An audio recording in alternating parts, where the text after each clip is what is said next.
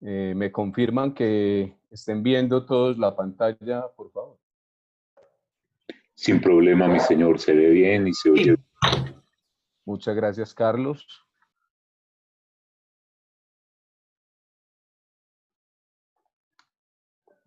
Bueno, la invitación que nos hicieron, pues primero que todo, doy un saludo por parte de Dagoberto, el doctor Dagoberto Castro, de la doctora Catalina María Sepúlveda y yo, Juan Carlos Franco, dando las gracias por atender a esta invitación relacionada pues con el tema de la gestión de la investigación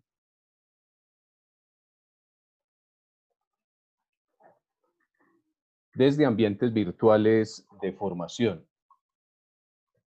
Trataremos pues en 3 momentos específicos dialogar en torno a 3 momentos.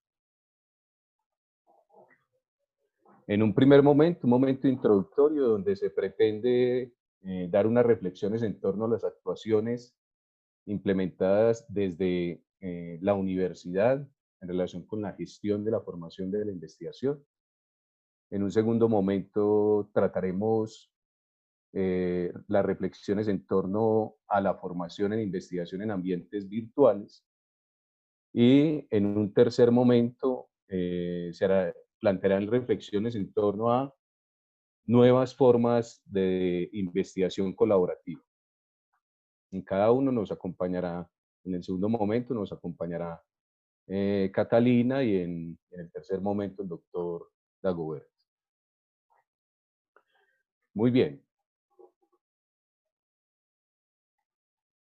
Podemos hablar que desde las decisiones que marcaron la actuación frente a la contingencia pues, generada por el tema del confinamiento, podríamos hablar de 3 momentos de gestión específica.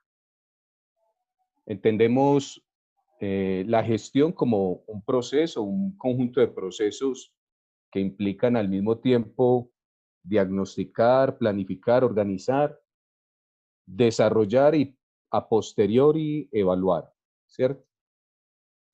Entonces, digamos lo que en cada uno de estos momentos de decisión o tránsitos de decisión se desarrollaron o se han venido desarrollando diferentes procesos.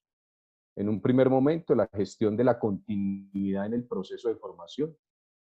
En un segundo momento de toma de decisión, la gestión de la investigación, la innovación y el desarrollo tecnológico. Y en un tercer momento de decisión, la gestión relacionada con el conocimiento. En este primer momento de gestión de la continuidad en la formación en la investigación, pues, digamos lo que tiene que ver con la pregunta por qué vamos a hacer con los estudiantes que están en procesos de formación, ¿cierto? Entonces ahí, pues, lo primero, la actuación o el primer momento de actuación fue la consolidación de un colectivo de docentes de investigación que pensaran en torno a los momentos que se estaban viviendo, las inquietudes de los estudiantes, las inquietudes de los asesores, las inquietudes de los orientadores de los semilleros, y desde ahí se desarrollará un primer diagnóstico frente a las realidades formativas en investigación. Ese primer diagnóstico posibilitó el reconocimiento de dichas realidades, en qué estaban, en qué momento estaban los procesos formativos, entendidos esos procesos formativos en diferentes grupos, digámoslo así. En un primer grupo está el tema de los cursos de investigación, en qué van esos cursos, cómo se están orientando, cuáles son las inquietudes. En un segundo momento, los semilleros o en un segundo grupo, los semilleros de investigación, cómo se estaban configurando, cómo se estaban desarrollando. En un tercer grupo estarían los asesores y mentores de investigación, entendidos asesores aquellos que acompañan los proyectos de los estudiantes que se están formando en los cursos de investigación, y los mentores aquellos docentes e investigadores que dentro de procesos de realización de investigaciones acogieron a auxiliares de investigación, ¿sí? De ahí, pues por supuesto, se tuvo que dar un rediseño de la propuesta de formación y también de sus alcances, lo que generó una especie de orientaciones generales eh, para los docentes, asesores e investigadores, con el propósito de que se diera más fuerza y coherencia con la situación al proceso de formación en investigación. Ahí estarían pues los docentes, vuelvo y repito, docentes, asesores, docentes coordinadores de semilleros, mentores o docentes investigadores que están realizando procesos de acompañamiento auxiliares de investigación. Este fue un primer momento de decisión, es decir, hay que seguirle dando continuidad al proceso de formación en investigación. Este nos lleva también a un segundo proceso de decisión. Este ya es desde la gestión de la investigación y la innovación y la tecnología, ya a cargo de la dirección de investigación y del comité de investigación. Aquí, pues, miren que la ruta es muy similar, es decir, hay unas acciones iniciales de diagnóstico, donde se intenta saber el estado de las investigaciones, el estado de los grupos de investigación, el estado de las relaciones con las redes, ¿sí?, de investigación. De ahí se toman unas decisiones frente a la gestión de los proyectos, frente a la convocatoria interna que se da en investigación.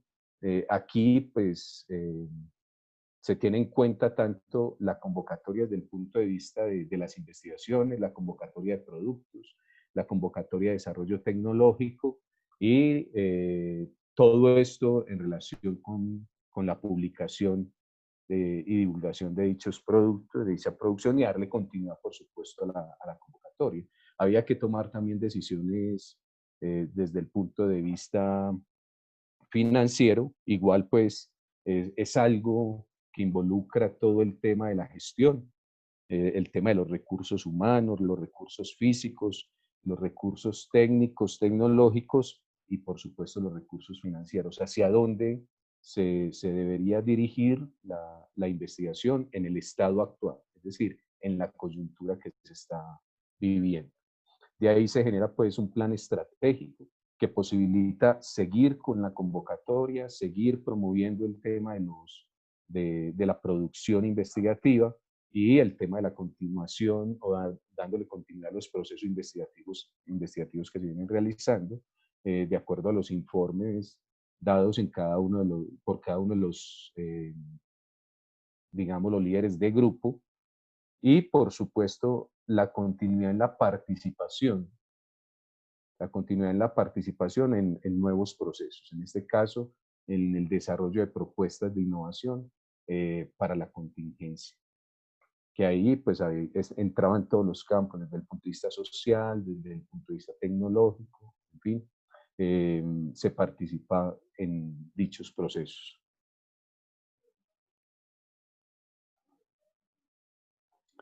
Y ya en el tema de gestión del conocimiento, pues tendríamos dos momentos específicos que también siguen el mismo proceso. El primer momento tiene que ver con el fomento y la consolidación de redes, es decir, invitar a los investigadores que sigan participando en las redes que se vienen participando y por supuesto que se generen nuevas redes. Esto lo explicará un poco Dagoberto ahorita más adelante, eh, porque esto, o sea, el mismo desarrollo de la contingencia ha generado otro tipo de redes para el desarrollo de procesos de diálogo que lleva a generar nuevas formas de desarrollo de conocimiento y que integra ya no solamente a grupos en Colombia, sino que se han configurado redes iberoamericanas, latinoamericanas, donde se está pensando todo el tema de la investigación, tanto en ciencias naturales como en ciencias sociales. En el caso, por ejemplo, de la Facultad de Educación se configuró un grupo de investigadores latinoamericanos donde están pensando todo el tema de la educación eh, en la contingencia, pero también reflexionando todo el proceso de lo que se viene después de esta contingencia, después del confinamiento, del COVID, post-COVID, digámoslo así. Y el otro tema a tratar aquí en este componente de decisión que es gestión de conocimiento fue la divulgación, publicación de productos de investigación e innovación. Es decir, se le va a seguir apostando a la divulgación, se le va a seguir apostando a la publicación y por supuesto se va a seguir apostándole a la innovación. Ahora, teniendo en cuenta también que posiblemente eh, posterior a esta contingencia, a este proceso de confinamiento, al post-COVID, haya una reubicación de recursos al interior de la universidad. Por ahora hay cierto tipo de decisiones que desde la alta gerencia se vienen reflexionando, se vienen tomando y por supuesto pues va a afectar. Y ahorita el doctor Dagoberto nos hablará un poco de esas afectaciones que se darán en relación con el tema de la investigación. Dentro de las orientaciones que se les dan a los docentes, me devuelvo un poquito al primer momento de decisión, muy importante y sobre todo a los asesores, a los docentes de investigación, sobre todo aquellos que están en el último semestre de investigación y a los asesores que acompañan esos proyectos, tuvo que ver con tomar decisiones para que no se afectaran directamente a los estudiantes. Y esto en relación con la producción, ¿sí? Sin demeritar o sin rebajar la rigurosidad y la calidad de los productos, sí se planteó un tema del alcance de los productos. Y aquí es importante pues tener en cuenta esto, porque es una reflexión también al interior de las otras facultades y es, bueno, ¿qué les vamos a pedir a nuestros estudiantes para poderlos graduar?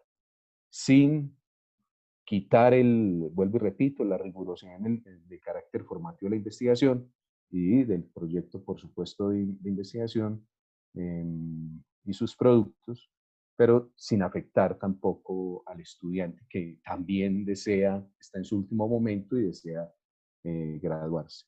Aquí, en las orientaciones que se dieron a los asesores y a los docentes de investigación, tenía que ver mucho con fortalecer ciertos tipos de productos.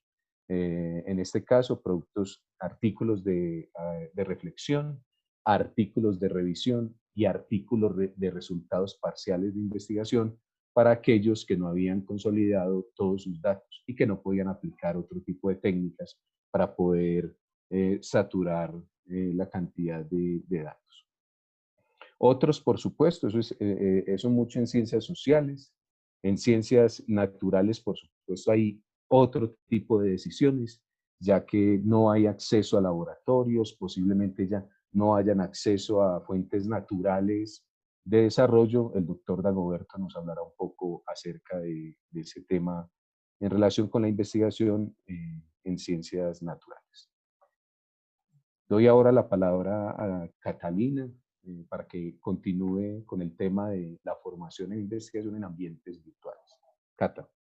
Bueno, buenos días para todos y todas. Espero que estén muy bien, que estén cuidando de ustedes y los suyos. Continuar con la conversación que les propusimos para esta mañana está alrededor de la forma en la que se ha orientado el proceso de formación en investigación en la universidad. Dale, Juancho. Bueno, entonces, ¿qué nos ha implicado? ¿Sí? Nos ha implicado atender las características no solamente del programa y sus intencionalidades formativas, sino también tener en cuenta las características de quienes están con nosotros compartiendo ese espacio vital de formación. En conversaciones anteriores, en los otros espacios que hemos tenido de conversación, se ha planteado la forma en la que la universidad ha venido acompañando la virtualización de los procesos formativos, y uno de los asuntos importantes a tener en cuenta es preguntarnos quiénes son los que están con nosotros compartiendo ese espacio. Y eso ha implicado entonces replantear la organización de las actividades formativas, como lo decía Juan Carlos, sin perder el alcance ni la rigurosidad de la intencionalidad formativa, pero sí atendiendo a las características particulares de cada uno y una. Esto, por supuesto, no es un asunto que está ligado solamente a la formación en investigación. Esto es un asunto que ha atravesado todas las áreas de formación en estos espacios, pero que particularmente para la investigación es importante atender a ese escenario máxime que se implica una revisión permanente, una problematización de sus escenarios de actuación. Entonces, teniendo en cuenta el espacio virtual que se habita, la forma en la que los y las estudiantes interactúan con nosotros, pues eso ha implicado hacer un ajuste a los programas, pues, insisto, sin perder la rigurosidad. Entonces, ¿cuál es el horizonte que ha encaminado esta formación en ambientes virtuales, particularmente desde la investigación? Uno es a fortalecer y propiciar el conocimiento crítico y social de la realidad situada. Todos los escenarios de investigación, de formación en investigación, tienen que propender por desarrollo de pensamiento crítico, problematizar la realidad. Y si bien el término virtual, así como lo está planteado en la presentación, tiene múltiples acepciones, se convierte en un mediador para la formación, que no es una separación del aquí y el ahora. Es decir, cuando hablamos de entornos virtuales, no estamos dejando de lado el aspecto humano, la interacción con el otro. Hay otras formas de presencialidad.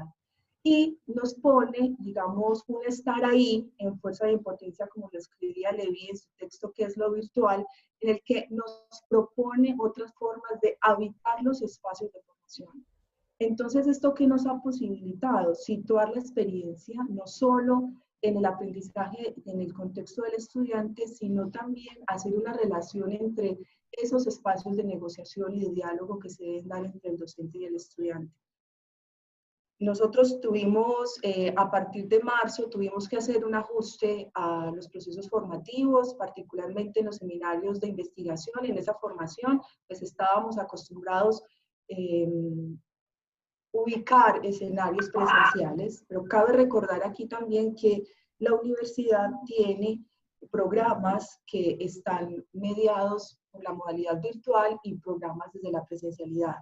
Pero a partir de esta contingencia, lo que se hizo fue entonces es transitar a todos los programas a la virtualidad, y eso pues por supuesto nos propuso unos retos que, insisto, ya fueron conversados en espacios anteriores, pero que ha implicado y que ha posibilitado eso, nuevos espacios de encuentro. Los estudiantes, particularmente de la maestría en educación en la modalidad presencial, tuvieron que hacer ajustes también a la forma de interacción con la docente. Entonces es pasar de tener un seminario de 8 horas los sábados presenciales a tener un seminario de 8 horas los sábados en la modalidad virtual. Y eso es un reto, ha sido un reto y es un reto no solo para los estudiantes, sino para los docentes, porque es necesario integrar formas de propiciar el trabajo cooperativo, el trabajo colaborativo, las interacciones, es, digamos, mostrar de qué otras formas se puede ofrecer los procesos de formación. Y los estudiantes han manifestado, en las conversaciones que he tenido con ellos, manifiestan que es muy difícil hacer un trabajo virtual, pero que ha sido muy enriquecedor porque no han visto la diferencia en relación con las dinámicas en la modalidad presencial. De otro lado, tenemos unos programas de formación que están mediados únicamente por la virtualidad. En el caso de la maestría en educación de la modalidad virtual, teología y demás, que digamos que ese tránsito, esa forma de acomodación ahora por este tema de la contingencia, pues no fue muy abrupto, pero también implicó y ha implicado para los docentes que estamos mediados en esa modalidad de formación, empezar a actualizar las formas en las que interactuamos. Es decir, este escenario nos ha posibilitado reflexiones en torno a ampliar las posibilidades de interacción con los estudiantes. Entonces aquí, cuando nos ponemos en esta situación de pensarlos, bueno, entonces, ¿cómo vamos a hacer esa formación en investigación desde lo virtual, que necesariamente exige un trabajo de campo, que exige una lectura situada de la realidad? Y entonces entra la reflexión en relación a no polarizar la discusión entre ambos ambientes, pues no decir cuál es mejor que otro para la formación en investigación, sino que hay que pensarlo en varios asuntos. El primero es que los estudiantes que no están situados físicamente en ningún lugar, y proponemos ese ningún lugar encomillado porque ese ningún lugar, como lo estaba mencionando hace un rato, desde la propuesta de Levi, es el aquí y el ahora, es decir, es otra forma de presencialidad, no es la presencia física, no es ver el cuerpo, es denotar otros escenarios de interacción que son importantes a la hora de desarrollar los procesos formativos. Entonces, la presencia es virtual, que está mediada por vínculos tecnológicos y que tiene otras formas de expresión. Entonces, la forma en la que, por ejemplo, se desarrolla la formación, los escenarios de clase, la palabra, el participar, el dejar espacios para el trabajo colaborativo, como lo estaba mencionando. Es decir, hay otras formas de interactuar en ese espacio. Y otro asunto muy importante acá anotar es la desterritorialización de lo virtual, es decir, que implica interacciones entre diferentes lugares y tiempos. Cuando nosotros hablamos de la desterritorialización de lo virtual, no estamos hablando como que nos estamos alejando de un territorio que habitualmente habitábamos, sino que lo estamos también un ejercicio de reterritorialización de ese escenario de lo virtual, es decir, dotar de nuevos significados el ejercicio formativo y lo que ha implicado también para los alcances de las institucionalidades formativas en investigación. Hola. Bien, bien, ¿y tú? Gracias. Juancho, devuélvete, por favor. Claro. Juan, devuélvete, por favor.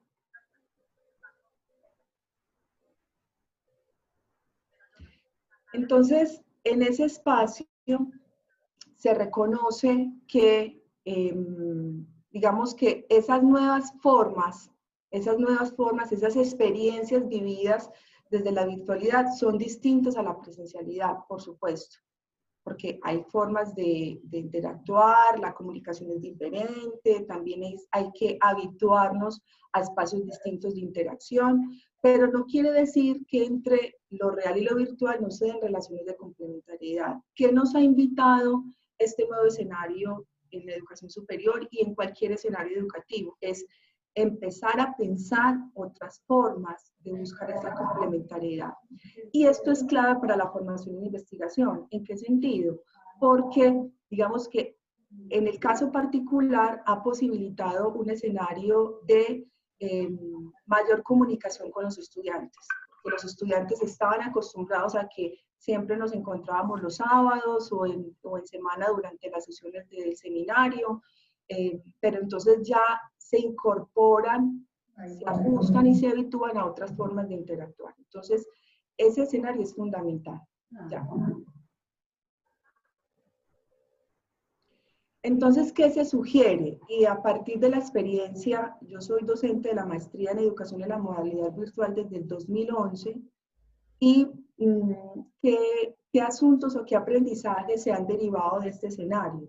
Particularmente es una concertación de la comunicación con estudiantes en horarios específicos.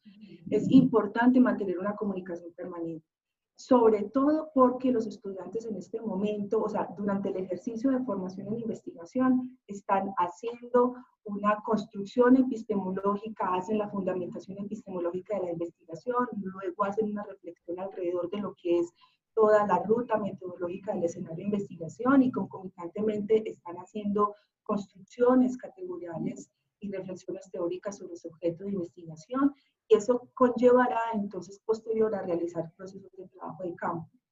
Pero en este escenario la pregunta de algunos de los estudiantes, la mayoría es, profe, bueno, entonces ¿cómo vamos a desarrollar el ejercicio de investigación sabiendo que no tenemos contacto con los estudiantes, no hay posibilidad de hacer trabajo de campo, las instituciones educativas están cerradas, o los movimientos o las organizaciones sociales están orientando su accionar y su intencionalidad para hacerle frente a esta contingencia.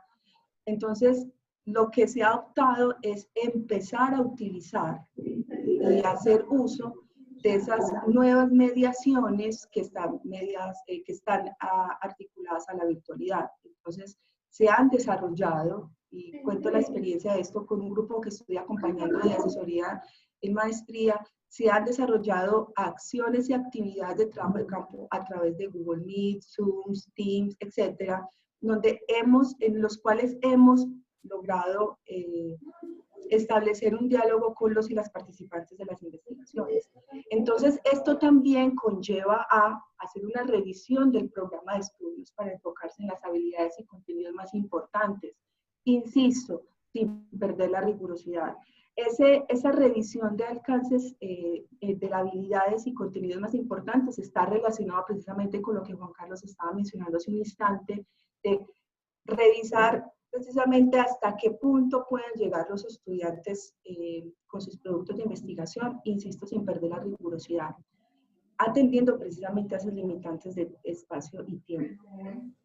Es muy importante, y esto es una experiencia que ha funcionado mucho en la formación, en investigaciones desde las autoridades, proponer actividades situadas a las intencionalidades formativas.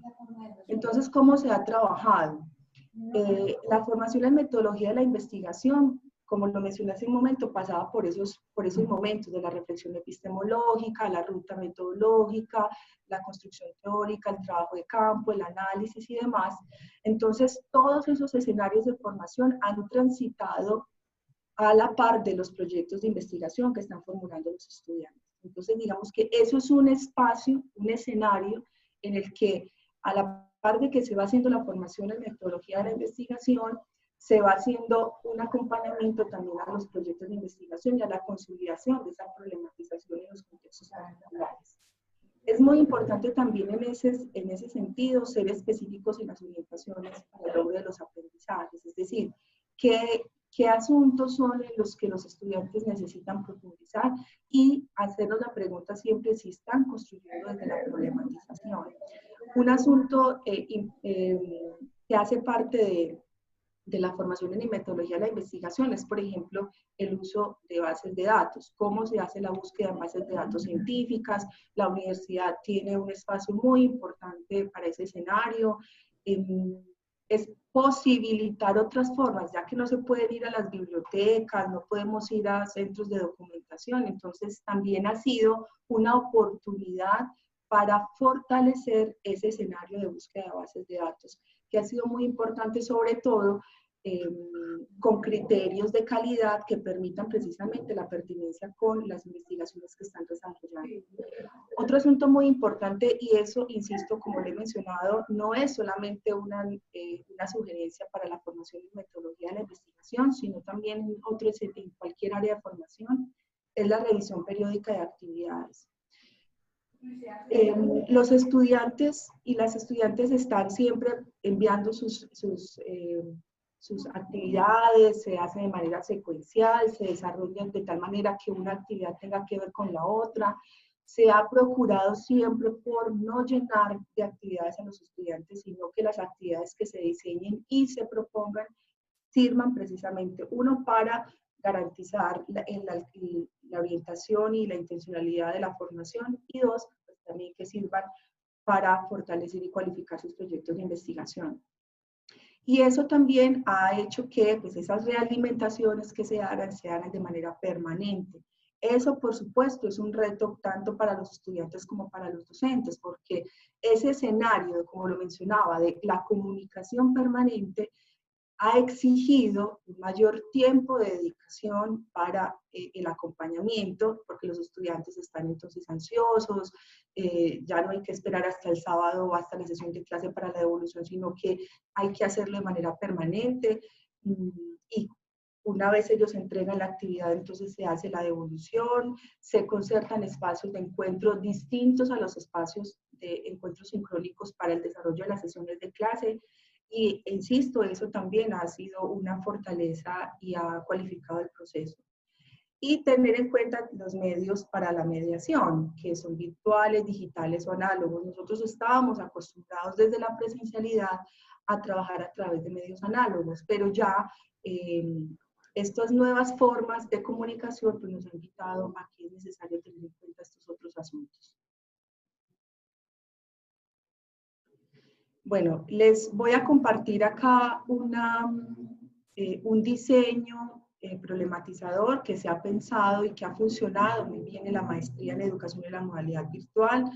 A partir de la renovación del registro calificado de la maestría, se propuso también una renovación de la forma en la que se iban a llevar a cabo las mediaciones y está basada en el currículo problematizador de Magenzo y pasa por estos 5 momentos, que si bien están denominados como del 1 al 5, digamos que esos momentos son interrelacionados. Entonces, en un primer momento es en el que se hace la problematización, en los cuales se hace un ejercicio de caracterización, de diagnóstico con los y las maestrantes a la luz de sus contextos particulares.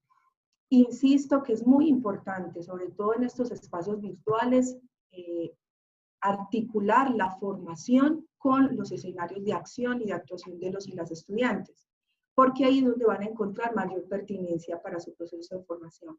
Entonces, a partir de ese momento se pasa a un ejercicio de elaboración en el que en conjunto con los estudiantes se priorizan necesidades educativas. Con esto no queremos decir que el programa o la formación se va construyendo en el camino. Pues por supuesto que hay unos asuntos claves que son necesarios abordar desde la formación para atender precisamente a ese perfil de maestrante, a ese perfil de estudiante, a la intencionalidad formativa del programa, pero también hay un espacio en el que atendiendo a esas particularidades y responder a ese quiénes son los que están ahí con nosotros habitando ese espacio, también hay un escenario para ajustar de acuerdo a las necesidades y los contextos de los estudiantes. Luego se pasa a un momento de indagación en el que a partir de esas necesidades que se priorizaron en ese segundo momento, entonces listo, bueno, ¿qué necesitamos saber para atender a esas necesidades? Y ahí es donde empieza a trabajarse la revisión de la teoría y las fuentes en sus contextos. Todos estos momentos que les estoy mencionando están permanentemente en interacción y son los que hacen parte de la formación en investigación y como lo mencionaba pues en otros espacios de formación de la maestría, pero ¿qué ha significado desde la virtualidad la formación en investigación a partir de estos momentos? Digamos que se ha enriquecido y ha posibilitado que los y las estudiantes tengan un mayor acercamiento a su proceso. Luego entonces se pasa a un cuarto momento que es el de ejecución, reflexión entre la teoría y la práctica. En este cuarto momento lo que se hace es, bueno, con eso que aprendimos, con esa priorización de necesidades, con ese ya reconocer qué necesitamos saber para abordar el proceso de formación, entonces ya se pasa a el desarrollo de las actividades, a el trabajo sobre los proyectos de investigación, empiezan a mediar allí las formas de interacción con ellos. Y ya, pues en el quinto momento se hace un ejercicio de valoración en el que se hace precisamente la revisión de todo el proceso y no es valorar las actividades a través de una nota cuantitativa. Este ejercicio de valoración implica, como lo mencionaba hace un instante, uno, la revisión periódica de las actividades o de los desarrollos o los productos que se esperan de los seminarios, pero también eso nos invita a los docentes a hacer un ajuste también a las formas en las que estamos orientando el ejercicio. Entonces, esas mediaciones que, como les he dicho, pasan por herramientas digitales, virtuales e incluso en algunos momentos análogas, pues ha posibilitado que la formación en investigación esté orientada a lo que se espera de ella. Problematización de la realidad, construcción de pensamiento crítico, construcción colectiva del conocimiento, construcción social del conocimiento y hacer una lectura situada de la realidad y sus contextos particulares. Les vamos a contar una experiencia que tuvimos con estudiantes de la maestría en educación en la modalidad virtual. Son estudiantes que son del Charco Nariño, un municipio que está ubicado en las orillas del río Tapaje, cerca ahí en el Pacífico colombiano. Este ejercicio inició en el 2014 con 34 estudiantes y terminó en el 2018 con 7 estudiantes. ¿Qué pasó para que de 34 pasaran a 7? Pues múltiples cosas. Una era la posibilidad de conexión para acceder a los procesos formativos. Otro, las posibilidades también personales de los maestros y las maestras para continuar con el proceso. Entonces, ¿qué implicó para la maestría este ejercicio de acompañamiento con estos profes? Pues implicó, como lo mencionaba, ajustes a la forma en la que los estudiantes accedían a los contenidos. Entonces se diseñaron unos CDs en donde se les enviaban a ellos unos CDs con la documentación, con los documentos, el programa, los contenidos, el desarrollo de las actividades. Pero eso, digamos que precisamente siendo consistentes con lo que he mencionado acerca de la forma en la que se interactúa con los estudiantes, pues implicó también ajustar las formas de mediación. Entonces son estudiantes que solamente podían acceder a los contenidos que estaban en la plataforma virtual de la maestría los fines de semana, incluso algunos sábados tarde o domingos solamente en la mañana, porque la única forma de acceder en este momento al municipio es a través del río, ¿sí? Entonces, ese escenario posibilitaba que los estudiantes no pudieran conectarse con el docente entre semana, que los encuentros sincrónicos con ellos siempre tendrían que ser los domingos, que los tiempos para la entrega de las actividades tenía que ampliarse. Un seminario en la maestría en la modalidad virtual dura aproximadamente entre 1 mes y medio y 2 meses cada seminario. Con ellos duró 6 meses un seminario, pero eso no nos hizo perder el horizonte de la formación que se pretendía y tampoco nos hizo pensar en una actitud lastimera de que hay que pesar que ellos están allá pobrecitos, vamos a hacerles menos. No, lo que se hizo fue ajustar precisamente el escenario de formación a los contextos, que es lo que estaba mencionando hace un instante, al contexto de esos profes. Dale, Juan. Esto lo quisimos poner acá, devuélvete un poquito, Juan. Esto lo quisimos poner acá porque es un relato de una de las estudiantes del programa. Y lo quise poner acá porque a pesar de las situaciones adversas en las cuales algunos estudiantes están expuestos para su proceso de formación, y esto no solamente pasa en el Charco, eso pasa también en otro escenario. Entonces, estudiantes que viven en zonas rurales que no tienen un computador cerca, que no tienen conexión a internet, que el único medio tecnológico que tienen es un celular. Entonces, la pregunta es, bueno, ¿cómo hacemos para que esos estudiantes sigan trabajando en ese escenario? No tienen cómo acceder a la plataforma virtual. Y con ellos, este relato fue especialmente significativo para nosotros en la maestría porque nos puso de cara a la realidad de ellos y nos hizo un llamado a reconocer esos contextos particulares. Cuando un estudiante te dice que solamente para llegar al pueblo se toma 3 horas y si va en caballo entonces le toma 2 días, que solamente hay una comunicación, que está también implicados el asunto del conflicto interno armado. Por ejemplo, yo tenía estudiantes con los cuales solamente podía hablar los domingos o un día a las 11 de la noche porque era la hora en la que le era permitido usar el teléfono. Entonces, esto nos invitó a hacer un ajuste también en el alcance de la formación y del producto que iban a entregar los y las maestras. Entonces, ¿qué hicimos? Reconocer el escenario de actuación de los maestros y proponerle, listo, entonces, no se hace un ejercicio de investigación aplicada, sino un ejercicio de investigación-acción en el aula. para que a partir de la reflexión que ellos y ellas hicieran de su escenario particular de actuación, propusieran reflexiones y acciones en relación con la formación y con el alcance de la maestría. Entonces, eso también implicaba para nosotros que teníamos que ajustarnos a las formas de comunicarnos con ellos. Entonces, había estudiantes que solamente podían, 2 o 3 que estaban en el casco urbano del municipio, entonces con ellos había comunicación, con ellos se les enviaban mensajes a los demás compañeros, incluso a veces hasta a través de correo certificado. Es decir, es necesario que en estos espacios nos pensemos otras formas de comunicación y eso ha implicado también para la formación en investigación problematizar esas realidades y que a partir de ahí se diseñen las formas de trabajar con los y las estudiantes. Y este es un fragmento de Un manual para ser niño de Gabriel García Márquez, en el que no solamente eso, lo que les acabo de mencionar ocurre en formaciones posgraduales, sino también la formación del pregrado, también, y aquí hay maestros o maestras de educación básica y media. Eso ocurre en cualquier espacio. Entonces es un poco reconocer también quienes están con nosotros compartiendo el escenario de formación. Entonces le doy paso a Dagoberto.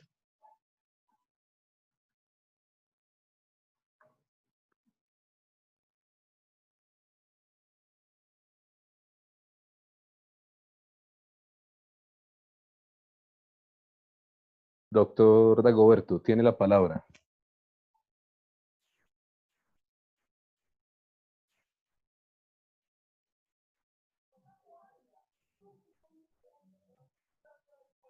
Doctor Dagoberto.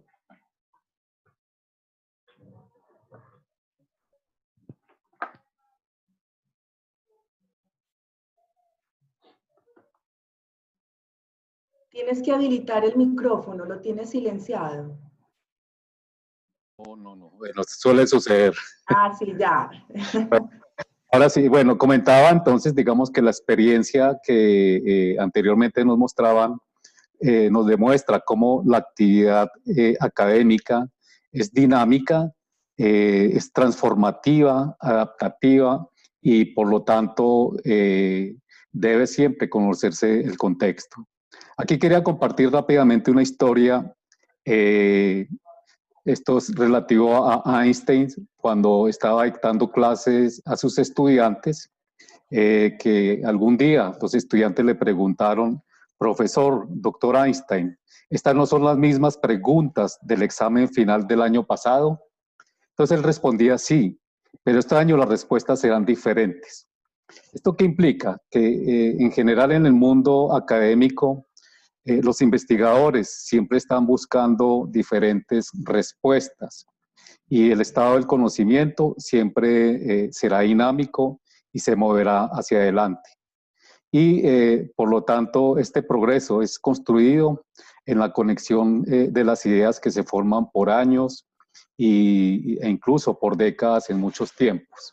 Lo cual pues lo relacionamos con todos los aspectos investigativos. Aquí presentamos una situación paradójica con el tema de investigación y que está sucediendo en este momento, incluso antes del COVID, pues cada vez hay menos presupuesto para la investigación, hay menos presupuesto institucional, menos presupuesto desde lo nacional, a pesar de que se constituyó el Ministerio de Ciencia y Tecnología, y los recursos internacionales también se ven limitados y ahora digamos que mucho más porque cada país está atendiendo su propia situación. Sin embargo, nos están exigiendo mayores resultados, ¿sí? O sea, el tema de investigación entra por un soporte fuerte a la acreditación institucional, de tal manera que con lo que se tiene, pues en todo momento siempre debemos estar respondiendo con la investigación.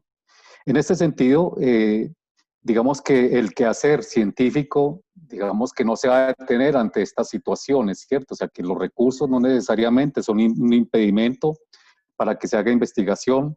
Y yo creo que algo importante que nos anima a los docentes para continuar haciendo investigación, primero es ese compromiso social que tenemos de poder devolverle a la comunidad esos conocimientos que se han generado a través de la investigación, y también un tema personal. Y aquí personal me refiero tanto a la reputación institucional como al crecimiento profesional que cada uno debemos tener. De tal manera que la investigación siempre continuará independiente de los recursos, de las dificultades que se estén presentando. Bueno, y aquí quiero abordar tres aspectos, digamos que también aprovechando, viéndolo como más una oportunidad que nos ofrece el COVID, para abordar nuevas formas de afrontar la investigación. Esto, digamos que esta situación también nos está poniendo un poco al presente, porque a veces vivimos mucho en el pasado, en nuestras formas de hacer investigación. Esto nos ha llevado entonces a poder ubicarnos de cierta forma en el presente y en el futuro, donde, digamos, tres elementos que vamos a tratar muy rápidamente. Primero son esas redes colaborativas de investigación que se están conformando. El tema de ciencia abierta, que sigue teniendo un rol, o tendrá un rol muy grande y muy fuerte, y es una avanzada importante de los investigadores para que la información también sea abierta. Y quiero compartirles un caso de los estudios multicéntricos, que pues anteriormente esos estudios multicéntricos se hacían solo en universidades de Europa, pero que han ido tomando también mucho impulso en Latinoamérica. Carlos les compartía algunos de los temas ahora que se está trabajando entre varios países latinoamericanos. Pero, me devolvemos un momentico, Carlos, por favor. Aquí vamos a hablar en primer lugar muy rápido de las redes colaborativas. Todos conocemos el caso de los MOOCs, que son cursos en línea abiertos y masivos, y aquí tenemos una gran oportunidad para complementar la formación tanto docente como investigativa a través de estos cursos que se ofrecen de forma gratuita, y que si hay algún tipo de pago, se certifican. Incluso en este momento creo que muchos de los cursos se están certificando teniendo en cuenta el COVID. También ResearchGate, del cual hemos hablado ya varias veces con los investigadores, se convierte en un instrumento muy importante de poder intercambiar las investigaciones. El LinkedIn, el Twitter cada vez también es una herramienta que toma vital importancia. Y algo muy importante, que digamos que en el caso de nuestros investigadores y en Latinoamérica no hemos todavía aprovechado suficientemente, son los blogs. Mucha parte de la ciencia en los últimos años se ha construido a través de blogs, donde un investigador, digamos que propone una temática, y poco a poco, a través de la retroalimentación que va teniendo de los investigadores, de sus colegas, de todo el mundo, va construyendo, digamos que etapa por etapa, un documento, una publicación.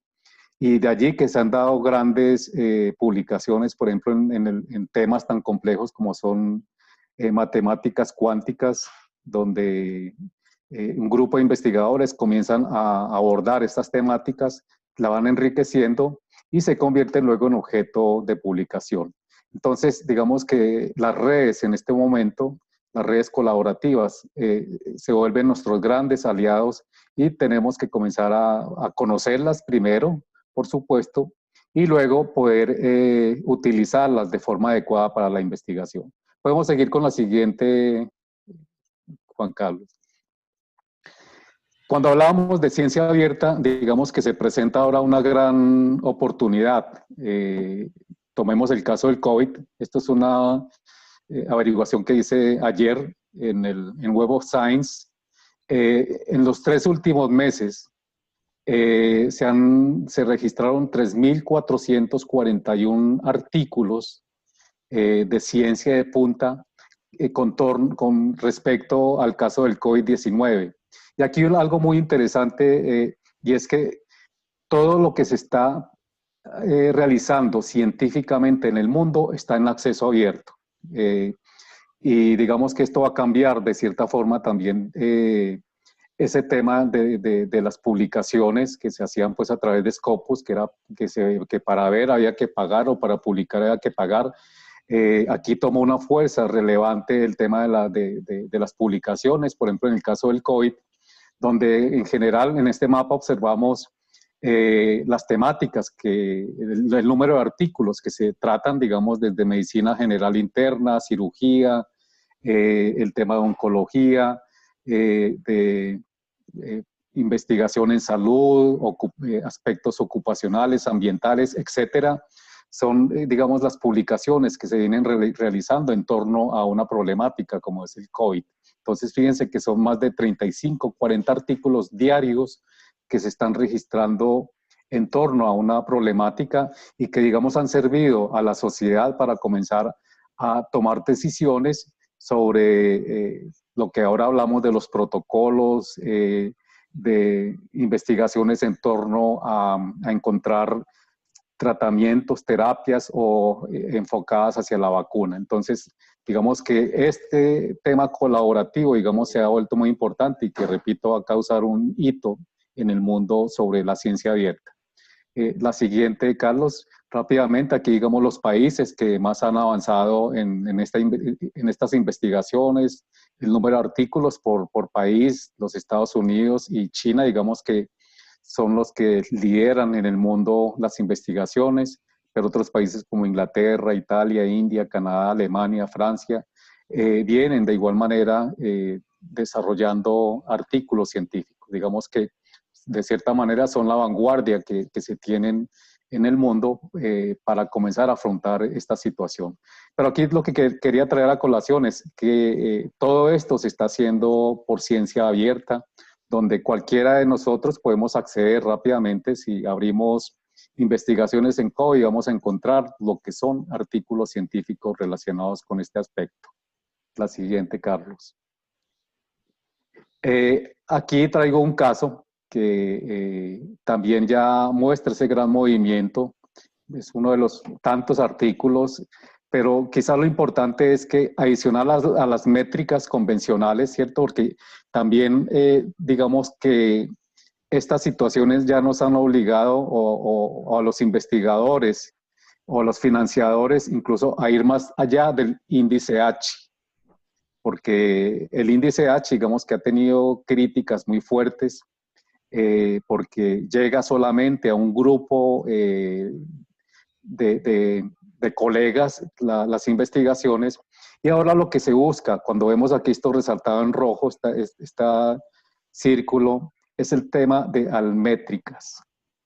En algún momento, creo que a comienzos de año estuvimos hablando de un poco de la ciencia abierta y de las almétricas, es decir, las métricas alternativas, donde, por ejemplo, aquí se le pone, a pesar de esto de ser un artículo que se publicó hace menos de un mes, se comienzan a medir las almétricas. ¿Las almétricas cuáles son? Es lo que hablábamos anteriormente, de cómo primero esa ciencia se está difundiendo a través de otras herramientas, como son los blogs. Aquí se cuentan cuántos twitters comienzan a recibir estos artículos, cuántos blogs se comienzan a formar, pero quizás lo más importante, se muestra también cómo la comunidad, porque si abriéramos esta almétrica, inmediatamente nos lleva a un mapa, y ese mapa nos comienza a mostrar la población, incluso primero el sitio donde se originó la investigación, en segundo lugar las poblaciones que están comenzando a ser beneficiadas, la población médica, la población de tomadora de decisiones, cómo están utilizando estos resultados de investigación para apropiarlos a la sociedad. Y aquí entonces entramos con un tema muy importante, que es la traslación. Para algunos puede ser un término nuevo, pero digamos que la traslación es ni más ni menos que el paso del descubrimiento científico a su impacto en la comunidad. Entonces la métrica, digamos que nos ayuda a comenzar a medir cómo estamos impactando en la comunidad. Ya entonces saltamos de las métricas solamente del índice H o la reputación del investigador, sino que ya nos lleva a medir ese impacto en la comunidad. Entonces, que eso es muy importante porque ya las revistas van a comenzar entonces a medir ese tipo de impactos y que en un futuro muy cercano seguramente irán a reemplazar las métricas convencionales que han sido fuertemente criticadas porque muchas dependen simplemente del pago que yo haga a una revista, ¿cierto? Si yo tengo $1,000, $2,000, $3,000, hasta $4,000 para pagar en una revista, pues simplemente comienzo a tener un índice H independiente de la calidad de mi publicación. Aquí ya con las almétricas ya se comienza a mirar cuál es esa traslación. Entonces, esto también nos lleva a una pregunta que la dejamos allí para que luego, con el transcurso del tiempo, la iremos respondiendo. ¿Cómo podemos cerrar esa brecha de la traslación? Es decir, ¿cómo vamos a hacer que nuestras investigaciones realmente puedan ser utilizadas por la sociedad? Entonces, es una pregunta que dejamos abierta, no para responderla hoy, ni mañana, ni quizá este año, ni en los siguientes años, pero sí es importante ir cerrando esta brecha, ¿cierto? Bueno, Juan Carlos, la siguiente, por favor. Digamos que también los modos de investigación han cambiado en todas las áreas. En las áreas sociales ya nos mostraban cómo se pueden enfocar ahora las investigaciones, pero también en las ciencias naturales. Las investigaciones también, digamos, que han ido evolucionando muy fuertemente. Que no lo necesitas todavía, mamá. Por ejemplo, en las ciencias naturales o en las ciencias, por ejemplo, de la farmacia, de la medicina, siempre se utilizaban como modelos animales, ¿cierto? Digamos que éticamente implicaban dificultades, había que sacrificar los animales, etcétera. Y ya se ha ido evolucionando a algo que es la investigación in silico, donde seguramente ya en muy pocos años y ya muchos laboratorios en el mundo se están liberando ese monopolio de los experimentos en laboratorio y de investigaciones que incluso no son altamente confiables porque muchas veces, digamos, las pruebas que se hacen para un fármaco, etcétera, dependen de la edad que tenga el modelo animal o de la raza, etcétera. Entonces, no siempre es repetible este tipo de investigaciones. Y ha llegado entonces para quedarse también la investigación in silico. Es decir, que utilizando bases de datos, el modelado con uso de algoritmos y la minería de datos, se acortan estos procesos. Y de hecho lo estamos viendo ahora con la investigación de la vacuna y los tratamientos para el COVID, donde anteriormente, digamos, para una vacuna podía una empresa gastar 7, 8 años, 10 años. Ya luego se evolucionó a 3 años, 4 años una vacuna, un tratamiento médico, uno terapéutico. Y en este momento nos hablan que la vacuna para el caso del COVID, a lo sumo se demorará entre 12 y 18 meses. Esto es un hito muy importante porque antes habría que esperar casi una década para poder tener un medicamento, un fármaco o una vacuna. Entonces, hacia eso tenemos que comenzar a evolucionar porque estas ciencias de la minería de datos nos lleva a esos caminos. Juan Carlos, adelante. Aquí, para no torturarlos con este cuadro, simplemente esto quedará también para que ustedes lo comiencen a ver. Es hacia dónde, digamos, incluso nuestra dirección de investigación de la universidad, tendremos que ir marchando hacia el tema de la ciencia abierta. Scopus cada vez va siendo más débil, va teniendo menos fuerza. EASY y la ciencia abierta, digamos que se está abriendo camino muy fuertemente. Porque es la forma, digamos, que se puede promover la publicación, de democratizar el conocimiento. Y esta ciencia abierta, digamos que tiene 3 soportes fundamentales. Primero, el marco legal de propiedad intelectual, porque aquí pueden existir algunas sensibilidades o encuentros o desencuentros con la propiedad intelectual, pues recordemos, el acceso abierto precisamente es poner en manos de todos los investigadores la ciencia.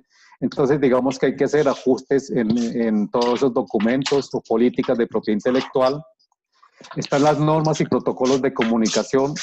Y aquí simplemente quiero indicarles que ya nosotros hemos entrado en esta ruta. O sea, ahora debemos comenzar a establecer bien las políticas y los alcances que se tienen, porque ya digamos que este acceso abierto se hace en primer lugar para conformar y desarrollar repositorios y colecciones. Y de hecho nuestra universidad, digamos, ya ha entrado en el tema de los repositorios, de las colecciones a través de la biblioteca y en conjunto con el fondo editorial de la universidad, donde ya podemos montar toda nuestra producción, tanto académica de los docentes como de los estudiantes, para que esta pueda ser consultada en línea, ya no solamente por nuestros estudiantes locales, sino que va a ser conocida por todo el mundo. Entonces, aquí ya estamos, digamos, siendo ciudadanos del mundo en cuanto a que todo el mundo, todos van a poder conocer lo que se está haciendo en nuestra universidad. Pero también ya nos hemos introducido en plataformas tecnológicas. De hecho, pues ya hablamos, por ejemplo, del DOI, ¿cierto? O sea, cada uno de nuestros artículos, el DOI es, digamos, que esa identificación única y exclusiva del artículo científico que se tiene. De tal forma que anteriormente había confusiones porque el autor, por ejemplo, en unos casos, sus nombres y apellidos los ponía completos, o en otras ocasiones ponía solamente las iniciales, la institución en la cual pertenecía, entonces también, en unas ocasiones era Universidad Católica de Oriente, en otras Universidad Católica del Oriente, en otras Universidad Católica, etcétera. Esto lleva a muchas confusiones. Entonces se crea el DOI, que digamos es también un algoritmo que simplemente al darle clic nos lleva directamente al artículo, entonces allí se va a evitar complicaciones. Pero es algo que fíjense que ya estamos metidos en ese aspecto.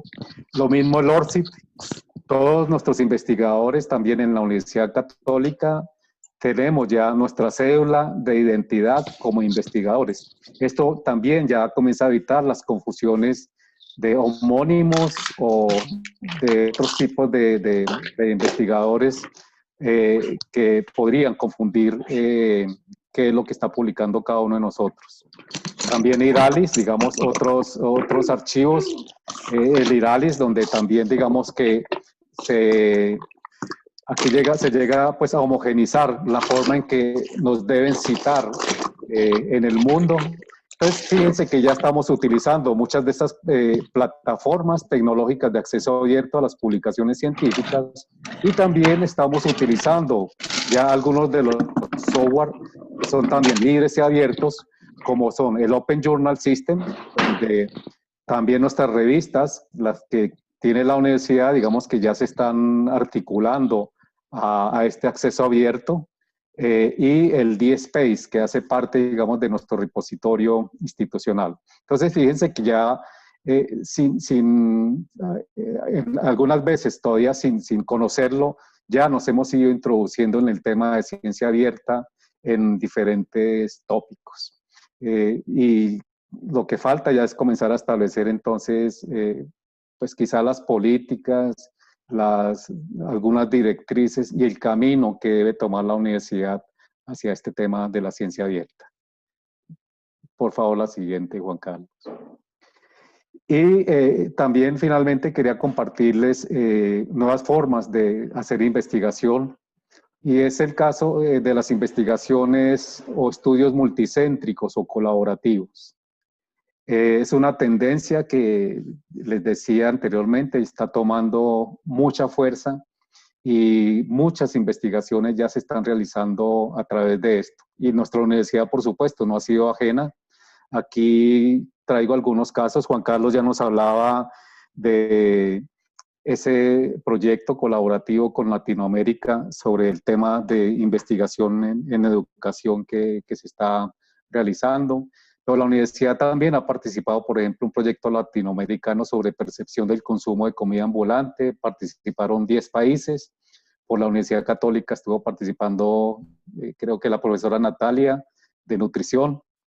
También desarrollamos hace unos 3 años un proyecto sobre la información genética en salud, algunos aspectos éticos y jurídicos, donde lo lideraba la Pontificia Universidad Católica de Argentina. También participaron cerca de unos 15 países. Aquí participamos. Estuvo el profesor David, de Derecho también estuvieron algunos docentes y desarrollamos un trabajo muy interesante en torno a estos aspectos relacionados con esa temática. Actualmente viene en camino también un proyecto colaborativo que se llama Solivit, que es un proyecto colectivo para la construcción de un mapa colaborativo y un banco de recursos online sobre iniciativas solidarias frente a la crisis del COVID.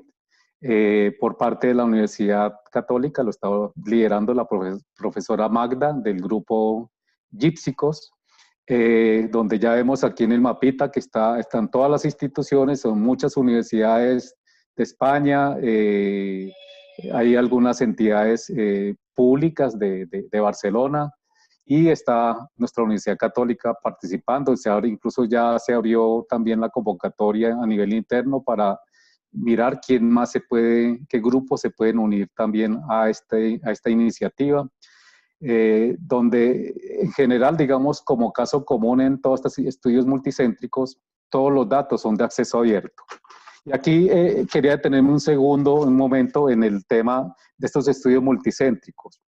Generalmente, y yo los invito a que comencemos a tomar esta iniciativa, se plantea desde una problemática que bien sea la define un grupo de colegas o la define un investigador, donde establece este problema, unos objetivos, una metodología. Generalmente esta metodología toca algunos temas de recolección de datos, ¿cierto? De entrevistas, etcétera. Lo cual entonces comienza a invitarse, digamos que este investigador, digamos que la Universidad Católica abriera una problemática de estas, comienza a invitar a investigadores de diferentes universidades. Aquí estas mismas redes que tenemos, digamos que se comienzan a convertir en pares para que también se adhieran a estas ideas, y allí se comienza a validar la metodología, se aplica la metodología. Estos son proyectos que duran aproximadamente entre 6 meses a 8 meses, y la gran ventaja es que generalmente, digamos que la institución que la propone, ustedes ven aquí, por ejemplo, está la Universidad Autónoma de Chile o la PUCA, digamos que ellos arrancan con la iniciativa de sacar una primera publicación.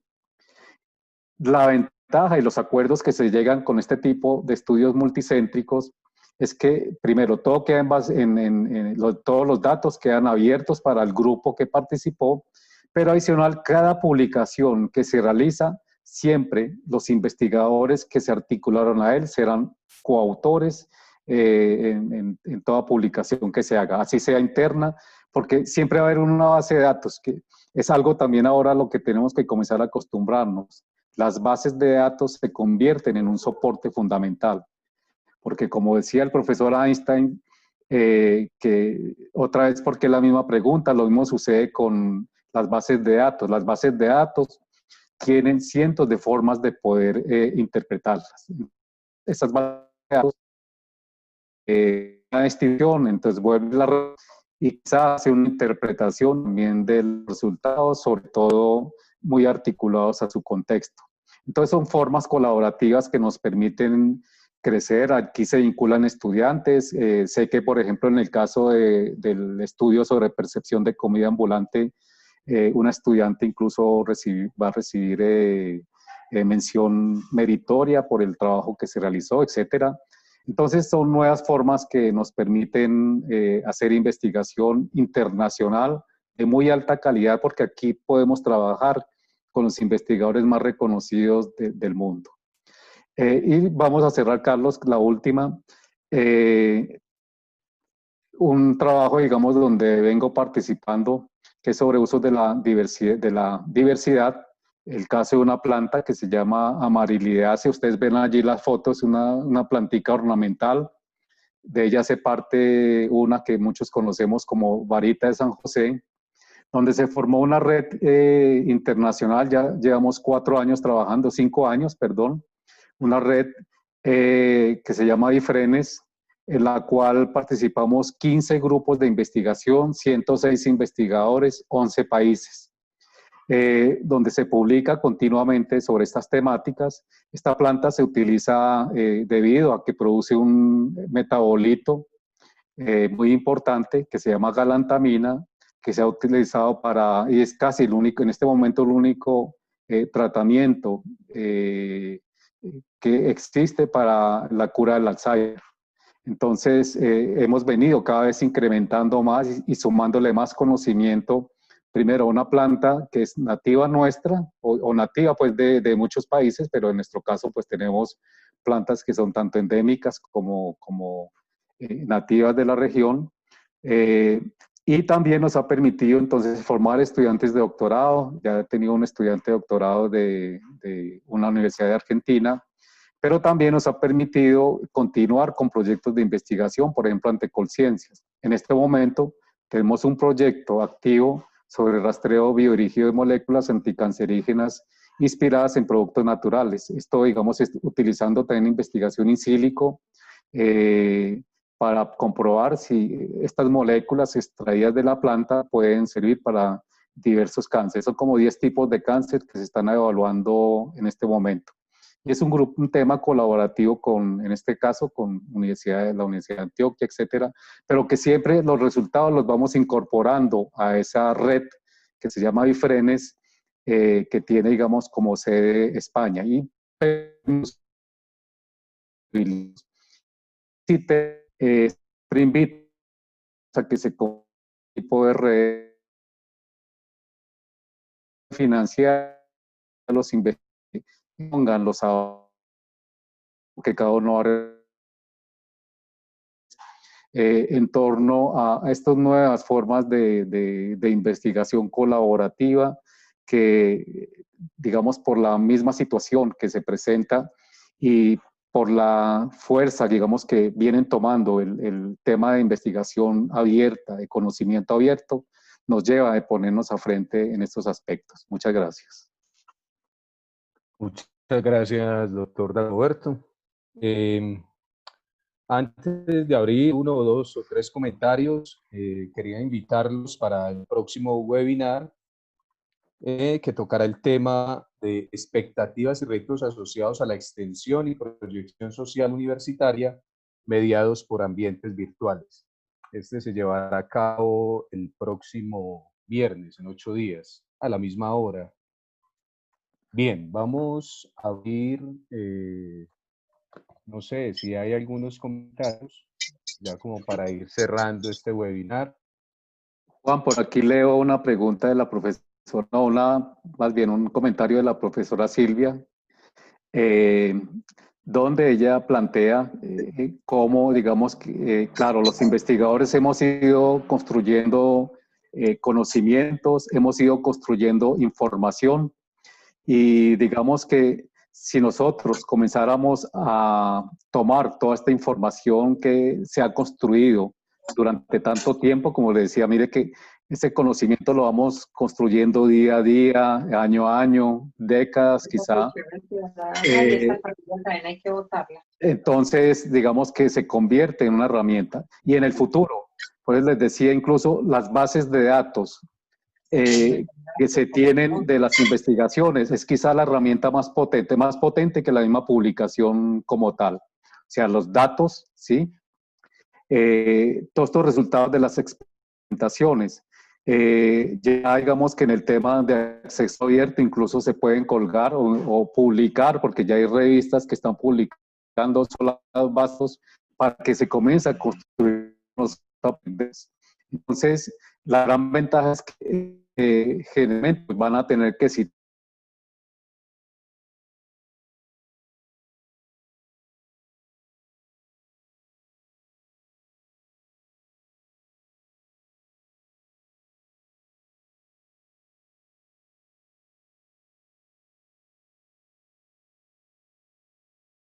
mención en torno a eso. Entonces, digamos que sí hay que comenzar a utilizar toda esa cantidad de información que se ha generado, es organizarla debidamente, y allí vamos a tener muchos elementos para poder eh, seguir creando conocimiento en torno a eso. Muy bien. ¿Hay algún otro comentario? Jorge Andrés Camargo plantea una pregunta.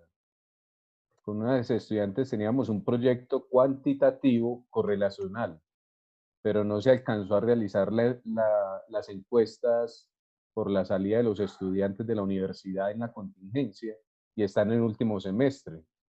Ya lo terminan en junio.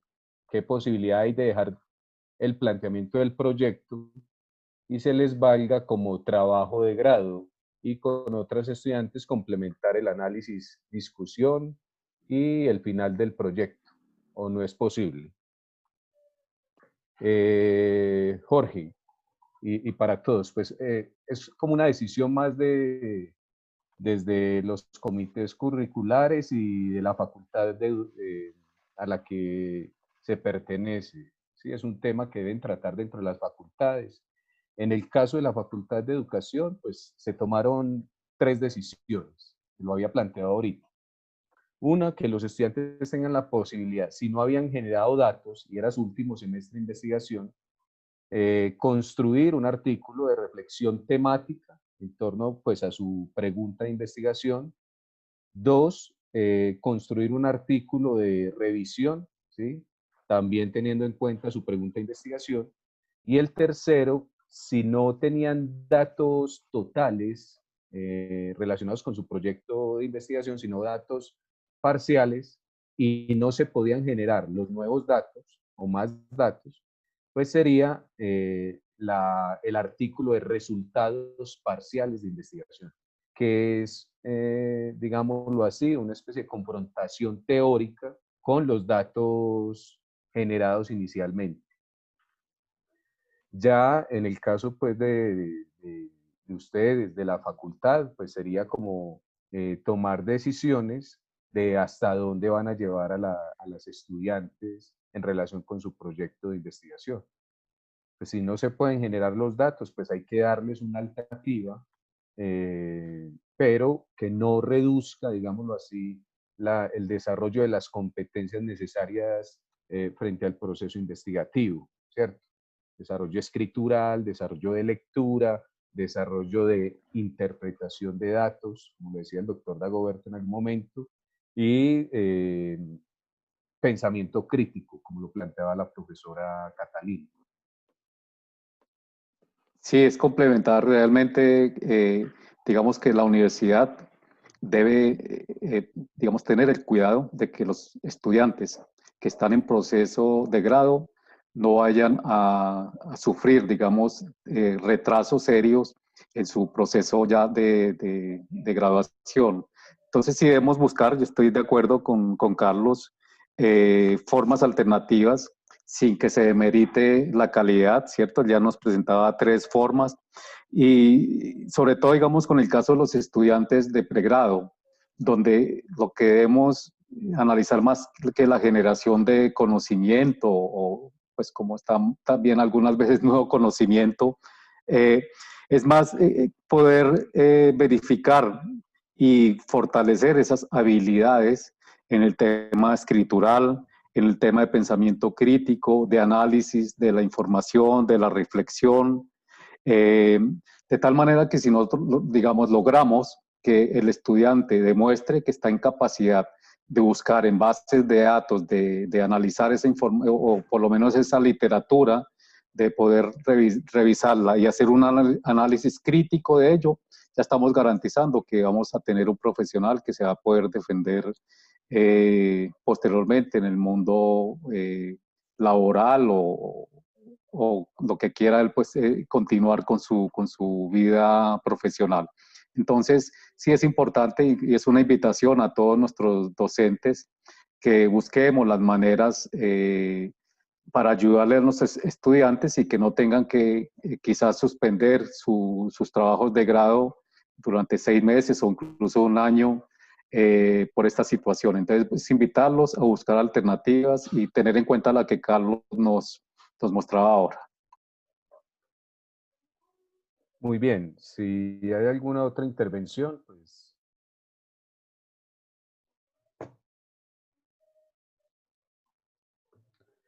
Les recuerdo entonces el próximo webinar, expectativas y retos asociadas a la extensión y proyección social universitaria mediados por ambientes virtuales, que se realizará el próximo viernes 29 de mayo.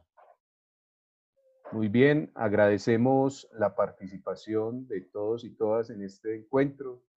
Esperamos haya resuelto algunas de las inquietudes y haya generado otro tipo de inquietudes para que sigamos pensando este tema de la formación en investigación y el desarrollo de procesos de investigación en en este tipo de ambientes virtuales.